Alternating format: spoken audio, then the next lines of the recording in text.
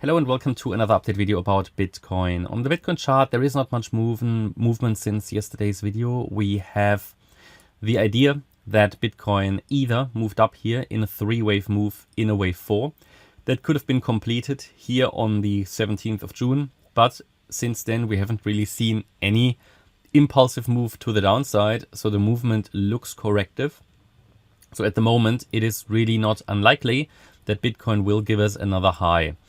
And the relevant support area in this particular wave structure is 25,969. So as long as that level is holding, Bitcoin can give us one more high in a fifth wave, and then we have a completed impulse.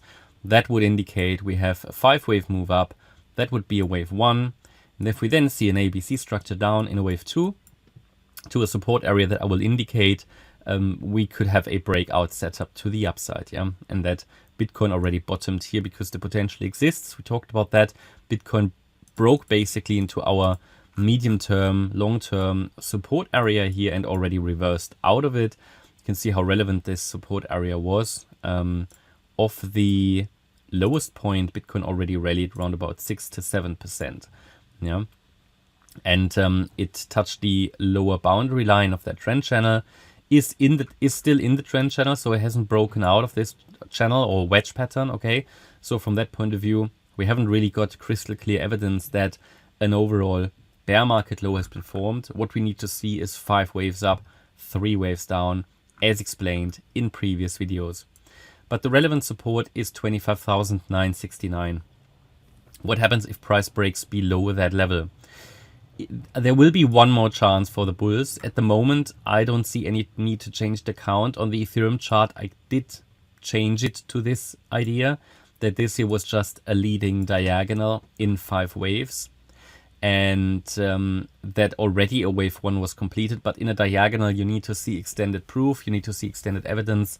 They are typically less reliable because they can also be counted as correction. Okay, so from that point of view, the reason I changed it on the Ethereum chart is because the pullback that started off the 17th of June high was quite deep.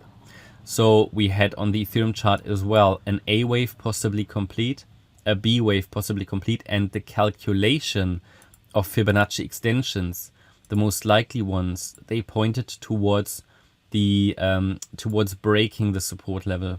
Here on the Bitcoin chart, if I take the length of the A wave, go to the high of the B wave, then the 100% extension, one very common target for a C wave, is 26,219. That level wasn't broken. And if I zoom in a little bit more, the 1.618 extension, I mean, yeah, it goes slightly below the 50% retracement here, but at 25,930, I would not consider that a sustained break below the 50% retracement. So from that point of view, at the moment, I'm not changing anything. However, if we see there is a decent likelihood of this support level to break, then again, there is one more fallback option for a possible bullish case, which would be here. We had 5 waves up off the lows in a leading diagonal, and then the support region would be lower, but I'm not changing it yet. It's just that you're aware of this lower support. Or actually, I could just leave it on the chart as sort of fallback option. Yeah. So basically, how do I? Oh, yeah, we call that alternative 1.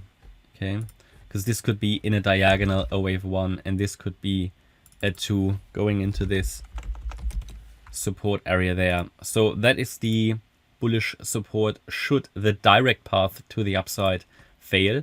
There is one more bullish support level left at the 78.6 retracement at 25,175. However, if that level breaks, then it's likely going to make a new low into the region between 24 and 24.5K.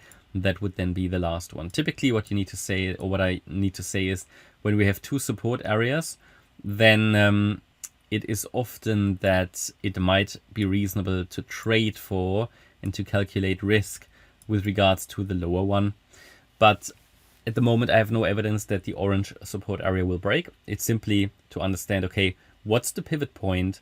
As long as we hold above 25,969, I'm leaning towards the orange count as it is shown now. Below that level, I'm leaning towards either a wave 4 top is in, or we have a leading diagonal. Just need to see then how are we holding here, okay? It's just a trend change situation, so we need to be very much aware of the relevant pivot points. What are the relevant support areas that can support price? And I think the commentary is very clear. Below 25,969, we have to assume that probabilities for another low increase because one bullish option basically goes, okay?